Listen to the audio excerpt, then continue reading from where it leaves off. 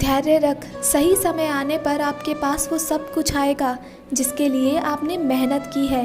परिवर्तन ही प्रकृति का नियम है, इसलिए जो पीछे छूट गया उसका शोक मनाने की जगह जो आपके पास है उसका आनंद उठाना सीखिए। इंसान जीवन में गलतियां करके उतना दुखी नहीं होता जितना कि वह बार बार उन गलतियों के बारे में सोच कर होता है। झूठ किसी भी संबंध का अंत करने में अहम भूमिका निभाता है, क्योंकि सच आज नहीं तो कल सामने आ ही जाता है। जो आपको सम्मान दे उसी को सम्मान दीजिए। हैसियत देखकर झुकना कायरता का लक्षण है। ना परेशान किसी को कीजिए, ना हैरान किसी को कीजिए। कोई लाख गलत भी बोले बस मुस्कुरा कर छोड़ दीजिए।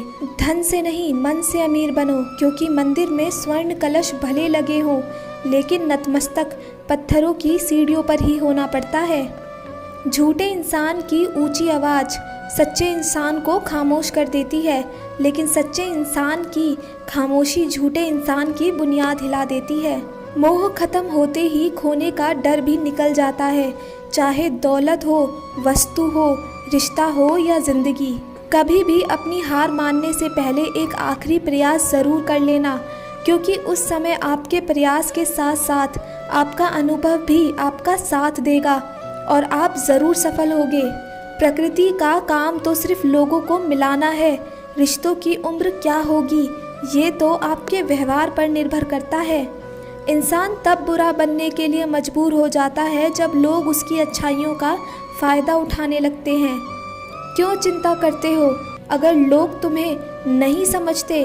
वास्तव में तो तुम्हें चिंता तब करनी चाहिए जब तुम स्वयं को नहीं समझ पाते।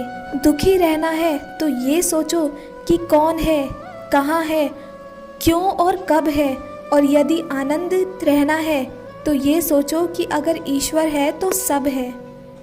जो अपना ना हुआ उस पर कभी हक ना जताना, और जो समझ ना सके उसे कभी दुख मत बताना।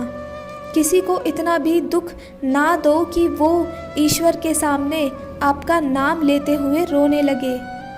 जो आपसे जलते हैं उनसे घृणा मत कीजिए, क्योंकि यही तो वो लोग हैं जो ये स्वीकार कर चुके हैं कि आप उनसे बेहतर हैं। हानि हुई है तो भविष्य में लाभ भी होगा।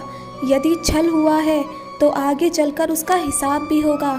हृदय से जो दिया जा सकता है वो हाथ से नहीं, और मौन से जो कहा जा सकता है वो शब्दों से नहीं। जब मन परेशान हो तब कुछ मत किया करो, बस आंखें बंद कर श्री कृष्ण का नाम लिया करो।